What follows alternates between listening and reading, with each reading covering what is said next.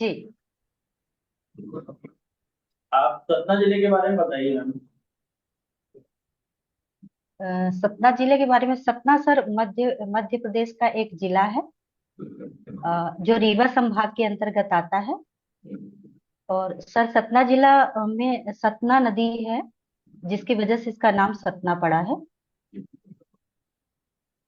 और यहाँ पर सर सीमेंट फैक्ट्री है सर, बहुत ज्यादा। कौन कौन सी है? सर बिरला है, जेपी है, अच्छा, प्रिज्म प्रिज्म। ये सीमेंट फैक्ट्री होने की वजह से वहां पर पर्यावरण को भी कुछ नुकसान पहुंचता होगा। सर यहाँ पत्थर बहुत ज्यादा है, जो सीमेंट को बनाने के लिए आवश्यक है, इसलिए यहाँ पर सीमेंट फैक्ट्री खोली गई है। नहीं, मेरा क्वेश्चन ये है कि हाँ, सीमेंट निर्माण होता है तो आपका जी पर्यावरण का प्रदूषण होता होगा। जी जी जी बिल्कुल। किस प्रकार का प्रदूषण वायु होता प्रदूषण, है? वायु प्रदूषण सर। तो सरकार के लिए कोई प्रयास किए गए इस प्रदूषण को रोकने के लिए? जहां पर सर ये फैक्ट्रीज है, वहां पर प्लांटेशन की गई है। जैसे बिरला के आसपास बहुत सारे ऐसे पौधे लगाए गए हैं जो वायु प्रदूषण को के प्रिवेंट करते हैं। ये एसिड रेन क्या होता है? जी सर। एसिड रेन हम भी। Acid rain. हाँ जी। जी सर, एसिड रेन सर, अ, ये एसिड के रूप में सर एक्चुअली क्या होता है, जब कंडेंसेशन होता है ना एटमॉस्फेयर में, तो वहां पर क्या होते हैं, कुछ नाइट्रिक एसिड या सल्फ्यूरिक एसिड वगैरह जो है, वो आसमान से सर कड़कती है थंडर के फॉर्म में, उस समय सर गिरता है सर। ये ग्लोबल वार्मिंग का पौधों पर क्या प्रभाव होता है? जी सर, पौधों पर ग्लोबल वार्मिंग में सर पौधों की जैसे प्रोटीन का लॉस हो जाता है, वेजिटेशन में बहुत ज्यादा इसका इफेक्ट होता है। स्पेशली उसकी प्रोटीन डिग्रेडेशन हो जाती है सर, मेल्टिंग हो जाती है, वेल्टिंग हो जाती है लीव्स में, और ग्रोथ रुक जाती है। अच्छा, वर्तमान पीढ़ी को हम पर्यावरण के साथ कैसे जोड़ सकते हैं? सर प्रकृति प्लीज रिपीट। वर्तमान पीढ़ी को हम प्रकृति के साथ में, पर्यावरण के साथ में कैसे जोड़ सकते हैं? सर क्वेश्चन समझ नहीं आ रहा मुझे। वर्तमान की जो पीढ़ी है, न्यू जनरेशन है, उसको हम यानी कि नेचर के साथ में, यानी कि इन्वायरमेंट के साथ में कैसे कनेक्ट कर सकते हैं? पर्यावरण के साथ उन्हें कनेक्ट करने के लिए सर जी, जी, कह रहे हैं, जो हाँ, वर्तमान जनरेशन है। हाँ। जी सर। सर जैसे हीट बहुत ज्यादा रिलीज हो रही है, तो उनको बताया जाएगा कि इतनी गर्मी क्यों पड़ रही है बेटा। तो गर्मी कारण, उसके कारण बताए जाएंगे कि जो मनुष्य का इंटरफेरेंस है वो बढ़ता जा रहा है प्रकृति के साथ में, वेजिटेशन लॉस कर रहे हैं, माइनिंग कर रहे हैं। तो यही सभी चीजों को बताया जाएगा, जिसकी वजह से वो उस पे अवेयर होंगे और प्लांटेशन करेंगे। अच्छा, ये बायोटिक स्ट्रेस क्या होता है? Biotic stress. स्ट्रेस। जी सर, बायोटिक स्ट्रेस जो है वो प्लांट के रिस्पॉन्सेज होते हैं।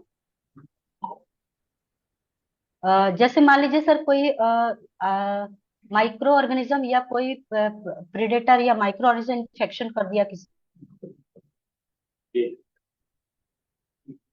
बॉडी से, जिसकी वजह से कोई प्रेडेटर जो है वो पहचान जाता है कि अब यहाँ पर इंसेक्टिसाइड वगैरह आ गया है, तो उसके स्मेल को सूंघ करके सर वो आता है, और उसकी वजह से वो अलर्टनेस प्रेडेटर को हो जाता है। तो ये एक प्रकार कुछ बायोटिक रिस्पॉन्सेज होते हैं प्लांट्स के। इसके अलावा बहुत सारे और भी रिस्पॉन्सेज होते हैं एबायोटिक, एबायोटिक में नहीं सर, बायोटिक में। जैसे जैस्मोनिक एसिड है, सैलिसिलिक एसिड है। अच्छा, बैक्टीरिया का बायोटेक्नोलॉजी में क्या यूज है? जी सर। बैक्टीरिया का जी बायोटेक्नोलॉजी में क्या यूज है?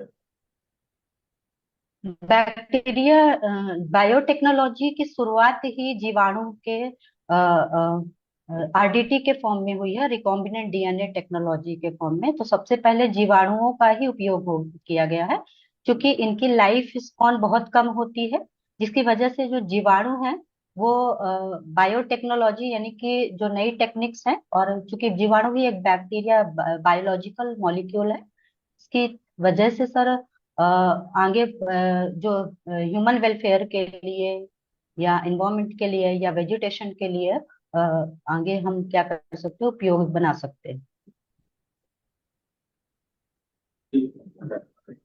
जी शर्मा जी, आप ये बताइए कि क्लासिफिकेशन को सबसे पहले किसने दिया था? क्लासिफिकेशन जी मैम। जीव जगत का जो वर्गीकरण, क्लासिफिके हाँ, किसने दिया था? क्लासिफिकेशन, पूरा क्लासिफिकेशन या ma'am taxonomic classification? Classification complete classification? नहीं, taxonomy. Taxonomy APD Candolle. Okay, अच्छा ये बताइए, फाइव किंगडम क्लासिफिकेशन क्या है? जी मैम। फाइव किंगडम क्लासिफिकेशन, पांच जगती वर्गीकरण। फाइलोजेनेटिक। पांच जगती वर्गीकरण, फाइव किंगडम क्लासिफिकेशन।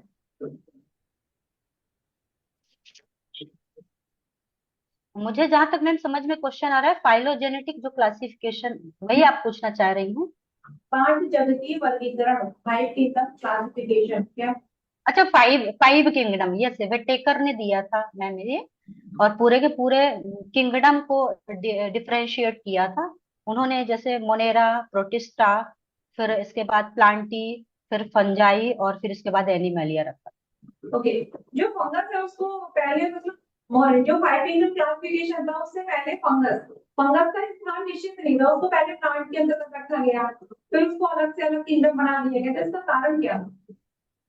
इसका रीजन क्या तो था? मैम उसका कारण ये था कि, जी मैम बिल्कुल, प्लांट जो फंगस था वो मैम हेट्रोट्रॉफिक न्यूट्रिशन को वो करता था, जबकि जो प्लांट्स होते हैं वो ऑटोट्रॉफिक होते हैं। तो जो फंगस है उसमें सेल वॉल तो होती है, बट वो मोड ऑफ न्यूट्रिशन है वो डिफरेंशिएट होता है कंपेरेटिवली टू ऑटोट्रॉफिक या प्लांटी, तो इसलिए मैम उसे अलग किया।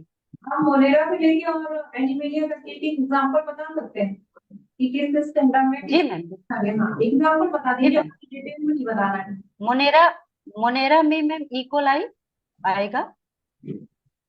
हेलो। हाँ बताइए। मोनेरा में मैम इकोलाई आएगा, साइनोबैक्टीरिया आएंगे, प्रोटिस्टा में अपना यूग्लिना अमीबा वगैरह आ जाएगा, पैरामीशियम। इसके बाद एनिमलिया में तो एनिमल्स ही आते हैं पूरे के पूरे ही, जो मल्टी सेलुलर ऑर्गेनिजम्स होते हैं, हाँ, we all also included. And इसके बाद प्लांटी तो मैम पता ही, एल्गी, ब्रायो, टेरिडो, ये सभी प्लांटी में आएंगे, जिम्नो और एंजियो। तो यूनिसेलर और फंगाई में, प्लांटी के जो मेंबर है वो मतलब यूनिसेलर है कि मल्टीसेलर है, क्या है? जी मैम, प्लांटी में जिन सदस्यों को रखा गया वो एक एक कोशिकीय है कि बहुकोशिकीय है? यूनिसेलुलर और मल्टी सेलुलर सब सब तरह से है मैम। अच्छा, एग्जांपल बता सकते हो यूनिसेलर का? जी मैम। बताइए। यूनिसेलुलर में, यूनिसेलुलर में मैम क्लेमाइडोमोनास आते हैं। बट यूनिसेलुलर में बस यूनिसेलर को। क्लोरेला आता है। ओके, चलिए, क्लोरेला का क्या इंपॉर्टेंस है, क्लोरेला का क्या महत्व है? क्लोरेला का सिंगल सेल प्रोटीन प्रोडक्शन किया जाता है मैम, ठीक है। क्लोरेला। ओके, अच्छा आप अपने छात्रों को बॉटनी का मतलब बॉटनी सब्जेक्ट में इंटरेस्ट बढ़ाने के लिए क्या करेंगे?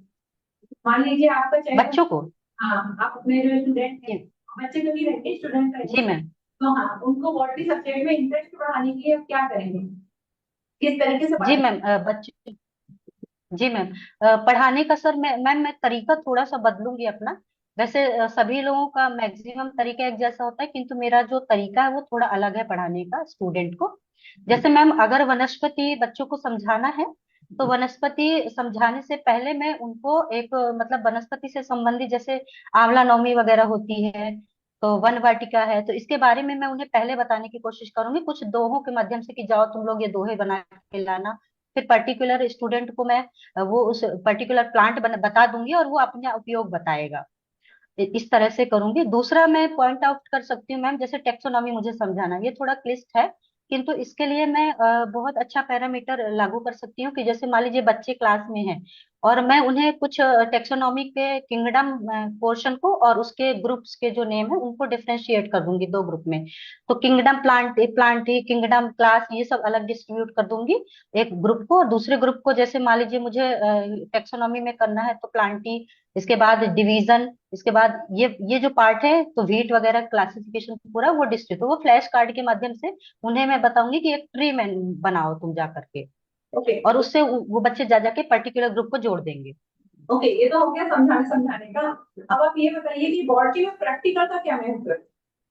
बॉटनी में प्रैक्टिकल, मैम हाँ बताइए। जी मैम, प्रैक्टिकल बहुत ही ज्यादा महत्वपूर्ण है। प्रैक्टिकल में हम फिजिकली बच्चों को ऑब्जर्वेटिंग फॉर्म में दिखाते हैं, पूरा प्रैक्टिकल परफॉर्म कराते हैं।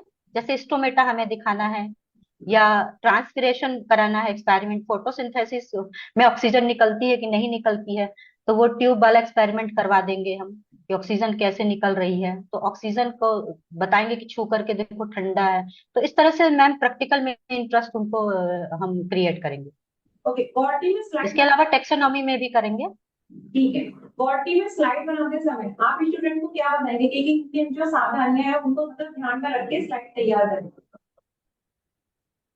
मैम क्वेश्चन, मैम बार बार सॉरी मैं आपको डिस्टर्ब कर रही हूँ, लेकिन क्वेश्चन मैम एक बार में समझ नहीं आ रहा है। हम फिर से रिपीट कर रहे हैं। अच्छा, आप जैसे बॉटनी में प्रैक्टिकल करवा रहे हैं अपने स्टूडेंट को, तो उस दौरान आप स्लाइड बनवा रहे हैं, तो स्लाइड बनवाते समय आप स्टूडेंट को किन किन सावधानियों के बारे में बताएंगे कि इन सावधानियों का ध्यान रखें ताकि जो स्लाइड है वो खराब ना हो? क्योंकि अधिकांश बार ऐसा होता है जो पहली पहली बार स्टूडेंट ट्राई कर रहा रहता है तो उसकी जो स्लाइड है उसमें बबल्स आ जाते हैं, तो आपको उसके लिए जी क्या क्या बातें स्टूडेंट को बताएंगे, बताएं। जी जी मैम, जैसे मान लीजिए मैम कवर स्लिप रखना है जब, तो अपन निडिल को एक पोर्शन पे रख करके और फिर उसे कहेंगे कि धीरे धीरे से छोड़ो और फिर निडिल को हटा देंगे, जिससे उसमें बबल नहीं आएगा मैम। Very good. अच्छा, ये बताइए कि डाई हाइब्रिड और मोनो हाइब्रिड क्रॉस, इनमें क्या अंतर है? अंतर क्या है? मैम जी मैम, मोनो हाइब्रिड में हम सिंगल कैरेक्टरिस्टिक लेकर के क्रॉस कराते हैं, और डाई हाइब्रिड में हम दो कैरेक्टर लेकर के दो कैरेक्टर लेकर के क्रॉस कराते हैं, दो पेरेंट के बीच एग्जाम्पल बता दो दीजिए। दो कैरेक्टर लेते हैं। हाँ, दो कैरेक्टर भी जी बता। मैम बिल्कुल। जी मैम, जैसे मान लीजिए मैम डॉर्फ और टॉल प्लांट है, तो जैसे पिजम से टाइबम है या कोई भी प्लांट हम गुड़हल ही ले लें, तो उनके डॉर्फ और टॉल का सिंगल कैरेक्टर हमने लिया है और उसको हम क्रॉस कराएंगे तो वो मोनोहाइब्रिड क्रॉस होगा। और फर्स्ट फीमेल जनरेशन में जो आएगी, जो भी ऑफ स्प्रिंग आएगी वो डोमिनेंट आएगी। और डाई हाइब्रिड में मैम क्या होता है कि जब हम डबल डबल कैरेक्टरिस्टिक चूज करते हैं या double pair of character choose करते हैं, जैसे मान लीजिए कि किसी के सीड्स लेने हैं, तो एक का तो हरा सीड लेंगे और उसके साथ में हम उसका डोमिनेंट कैरेक्टर ले लेंगे कि हरा है, और हरे के साथ में वो फूला हुआ भी है। और दूसरे वाले का सीड का हम ग्रीन ले लेंगे और उसका श्रिंकेज है या रिंग्ड है। इनके बीच जब हम क्रॉस कराएंगे तो वो डाई हाइब्रिड क्रॉस होगा। और फिर टेस्ट क्रॉस क्या? इसमें मैम जीनोटिपिक टेस्ट क्रॉस क्या होता है? टेस्ट क्रॉस, टेस्ट क्रॉस में हम किसी भी पेरेंट से क्रॉस कराते हैं, जो फर्स्ट ऑफ स्प्रिंग आती है तो उसकी हम किसी भी पेरेंट से टेस्ट करते हैं, that is a test cross. और बैक क्रॉस क्या होता है? बैक क्रॉस में मैम हमेशा रेसेसिव पेरेंट से क्रॉस कराते हैं। अच्छा, वेरी गुड। मुझे ये बताइए कि अ, जो प्लांट बॉडी की अगर बात करें, प्लांट सेल की बात करें, तो प्लांट सेल में राइबोसोम की क्या महत्वपूर्ण भूमिका होती है? प्लांट सेल में ma'am, ribosome, sorry, ribosome, ribosome body की कोशिका में राइबोसोम की क्या महत्वपूर्ण भूमिका होती है? आवाज आ रही है? मैम वॉइस क्लियर, मुझे समझ क्वेश्चन नहीं आ रहा है एक्चुअली, सॉरी। क्वेश्चन समझ, मैम प्लांट सेल तक समझ में आया है, उसके बाद क्वेश्चन समझ नहीं आ रहा है। पौधे की कोशिका में राइबोसोम की क्या भूमिका होती है? जी मैम, राइबोसोम बहुत ही महत्वपूर्ण भूमिका अदा करता है प्रोटीन संश्लेषण में। This is actually site of protein synthesis. Okay, translation और ट्रांसक्रिप्शन आप बता दीजिए, अंतिम प्रश्न आपका। ट्रांस क्या मैम, ट्रांस ट्रांसलेशन और ट्रांसक्रिप्शन में क्या अंतर है? ट्रांसपिरेशन और ट्रांसलेशन और transcription. Transpiration, loss of water vapour from living part of the plants. Hello, हाँ जी चलिए ठीक है सर। ट्रांस ट्रांस मैम क्या बोले, ट्रांसफॉर्मेशन और ट्रांसडक्शन आपने पूछा क्या? ट्रांसलेशन पूछा था मैंने, ट्रांसलेशन क्या होता है? अच्छा, ट्रांसलेशन, यस मैम।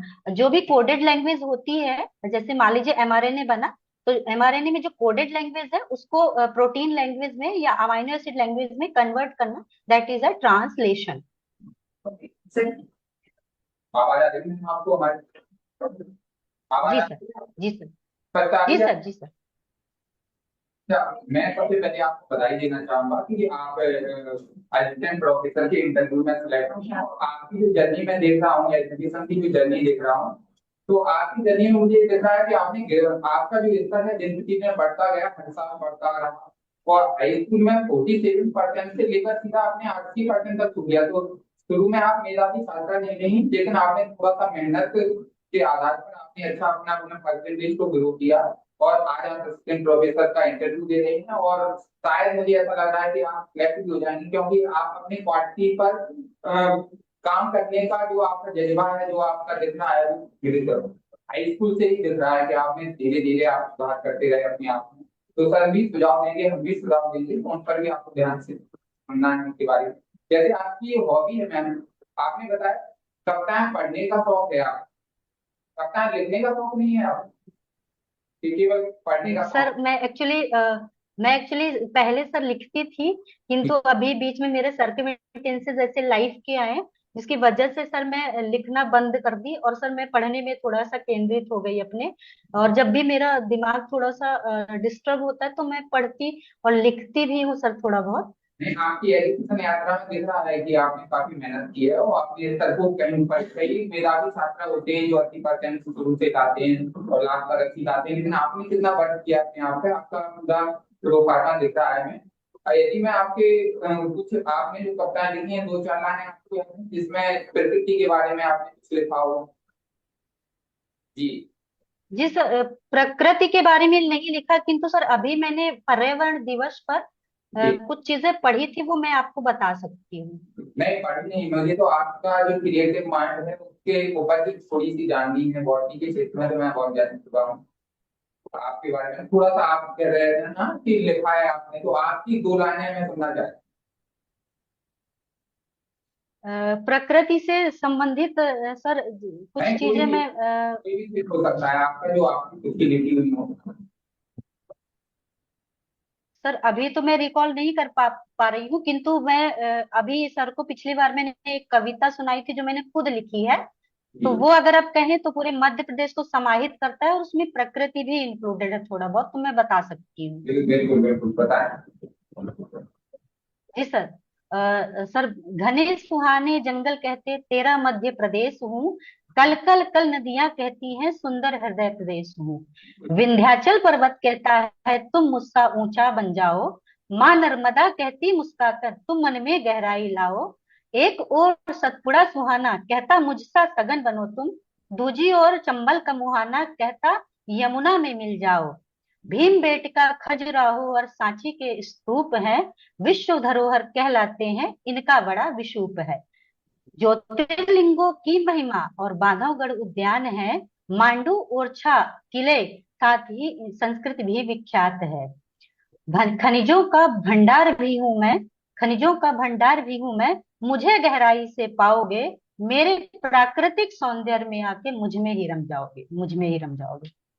बहुत अच्छी कविता आपने सुनाई, और जी गंभीर सर। पड़ी हुई है, जैसे आप बहुत गंभीर। तो आपका बॉटनी का जो क्षेत्र रहा है, जैसे मैं बॉटनी के बारे में पूछूं आपसे, तो प्लाज्मा मेम्ब्रेन के फंक्शन बताइए, आप क्या होते हैं प्लाज्मा मेम्ब्रेन के फंक्शन? हाँ प्लाज्मा मेम्ब्रेन के फंक्शन, जी। It is a dynamic membrane, एक प्रकार की डायनेमिक मेम्ब्रेन है, और सेमी परमीबियल मेम्ब्रेन है, विच रेगुलेट द आयंस, मतलब जो भी ऐसे ऐसे मॉलिक्यूल्स होते हैं जो सेलेक्टिवली परमेबल होते हैं, उनको अंदर आने का काम करती है, मतलब it is maintain the boundary of the cell, तो, इसको कहेंगे अपन। तो और बेसिकली सिग्नलिंग में बहुत इंपॉर्टेंट रोल प्ले करती है प्लाज्मा मेम्ब्रेन, क्योंकि इसमें जो प्रोटीन होती है सर, जी। कहीं भी एक्सेप्टेड है यूनिवर्सली। तो ये वो जो प्रोटीन है दो तरह की होंगे, तो पेरिफेरल और जो एम्बेडेड प्रोटीन है इंटीग्रल। तो सेल सिग्नलिंग में बहुत इंपॉर्टेंट रोल प्ले करती है। जैसे मान लीजिए किसी को अंदर जाना है या सिग्नल प्रोवाइड करना है, सेल में फंक्शंस रेगुलेट करना है, तो ये प्लाज्मा मेम्ब्रेन करती है, and it maintain the boundary of the cell. जी जी। तो मैं खास तो यही होता है, वैसे प्लाज्मा मेम्ब्रेन का बात करें।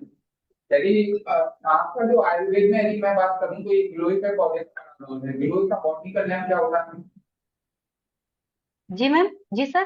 गिलोय का वो जो पौधा होता है वो आपका आयुर्वेद में बड़ा रोल होता है गिलो उसका। टीनोस्पोरा कार्डिफोलिया, टीनोस्पोरा कार्डिफोलिया गिलोय। अच्छा अच्छा। मधुमेह में बहुत, और अपन ने कोविड में बहुत इसका उपयोग किया सर।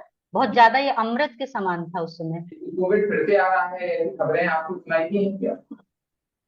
जी सर। ग्वालियर में मुझे एक शायद केस पता चला है, और इंदौर वगैरह में भी है। तो इसमें कौन कौन सी आपके हिसाब से सावधानी रखनी चाहिए? सर वही सैनिटेशन बहुत इम्पोर्टेंट है, नहीं। और वायरस की एंटरेंस हमारी बॉडी में ना हो पाए, ये बहुत जरूरी है कि वायरस जो हमारी बॉडी में एंटर नहीं कर पाए, उसके लिए हमें और डिस्टेंस मेंटेन करना चाहिए ओके, थैंक यू। सबसे। जी sir. Thank you. Sharma ji, आज आपका बहुत अच्छा रहा। Thank you so much sir. और सर मैं कल से बहुत परेशान हूँ एक्चुअली। मैं अभी मेरा इंटरव्यू हो गया, इसलिए मैं बताना चाहूंगी, मैं मेंटली बिल्कुल भी स्टेबल नहीं हूँ अभी। मेरी मदर इन लॉ कल ही एक्सपायर हो गई है, तो सर मैं मतलब जा नहीं पा रही हूँ, उनकी बॉडी भी नहीं देख पाई हूँ सर। तो थोड़ा सा ये दिक्कत मेरे साथ हो गई है अभी रिसेंटली। फिर भी कल अच्छा। से नहीं, फिर भी आपने मैं कोशिश कर रही नहीं, आपने अपने आप को बहुत संभाला और मतलब बहुत अच्छी तरह से प्रेजेंट किया है। इसके बाद भी आपने बहुत अच्छा, थी। है ना। और ये मदर इन लॉ का ही आशीर्वाद रहेगा कि जिससे आप इनके फाइनली सिलेक्ट होंगे, कि आशीर्वाद से ही आप। मैं सर जी सर, पर मुझे जिंदगी भर के लिए उस चीज का खेद रहेगा कि मैंने उनका अंतिम बॉडी नहीं देख पाई सर। बस ये चीज मुझे बहुत अंदर से लग रहा है सर। कोई बात नहीं है, लेकिन ये कि हमें प्रगति पथ पर आगे बढ़ना है और उनका आशीर्वाद देकर के आगे बढ़ना जी सर, उनका आशीर्वाद तो है बहुत, मुझे बहुत प्यार करती थी, मैं इकलौती उनकी बहू है। हूँ। तो तो मुझे मम्मी मुझे बहुत ज्यादा नहीं, उनका था। उनके आशीर्वाद से सफलता अर्जित करेंगी, मुझे अच्छी उम्मीद है। कब है आपका? सर 19th को। 19 को है। तो जी सर। ये मेरी बहुत बहुत शुभकामनाएं आपको, और अच्छा, बहुत अच्छा प्रेजेंटेशन था आपका आज। और इतने सारे इनकी बातें आपने बताई, उसके बाद भी आपने अपने आप को संभाल के रखा, और बहुत अच्छा आपने प्रेजेंटेशन दिया, है ना। और बस ये है कि सर मेरी अब एक और रिक्वेस्ट जी जी। सर मेरी एक और रिक्वेस्ट है सर। मैंने अभी पर्यावरण में एक वो कविता सर मैंने लिखी, अगर आप कहें तो 2 लाइन बता बिल्कुल। दूं सर। अगर सुनाइए, कैसी है वो सुनाना उचित रहेगा वहां या नहीं? सुनाइए, सुनाइए। अगर वो बोले तभी सुना। अभी आप सुनाइए। हाँ, जब वो बोलेंगे। जी जी मैम। जैसे मैम एक कविता मैंने पर्यावरण में लिखी थी कि कुछ दुख है जो अभी भी जड़ों में है, कुछ दुख है जो अभी भी जड़ों में है, कुछ भाव है जो टहनियों पर टंगे हुए हैं, कुछ आशीष हैं जो अभी भी फुनगियों में है, और कुछ आशाएं हैं जो शाखाओं में है, कुछ प्रार्थनाएं हैं कुछ प्रार्थनाएं हैं जो अभी भी पेड़ों पर हैं, और कुछ लोग हैं जो पेड़ों की अभी भी पूजा करते हैं, कुछ सुकून है जो पेड़ों के नीचे बैठकर ही मिलता है, और कुछ फल हैं जो कर्मों के रूप में है। बहुत बढ़िया, बहुत बढ़िया। यदि आपसे वो क्वेश्चन पूछने के भारतीय ज्ञान परंपरा में वनस्पति विषय का इनकी क्या महत्व है, या पौधों का क्या महत्व है, तो इसको आप ये कह सकते हैं कि सर मैं कविता के माध्यम से इसकी अभिव्यक्ति कर सकती हूँ, क्योंकि मेरी हॉबी भी है। तो इस तरीके से आप सुना सकते हैं वहां पर, है ना। जी सर। जी बिल्कुल। मतलब जी कहीं भी आपको ऐसा लगे तो आप उनको इस तरह से बोल करके कि सर इस का जी आंसर सर। मैं अपनी कविता के माध्यम से अभिव्यक्ति देना चाहती हूँ, क्योंकि मेरी हॉबी भी कविता है। तो वो लिखे वहां पर सटीक आंसर हो जाएगा। जी सर। ठीक है। जी सर। चलिए, all the bus best. Sir आप लोग आशीर्वाद दीजिए, बस हो जाए। बहुत बहुत शुभकामनाएं आपको, यानी कि आपका 100% सिलेक्शन हो रहा है।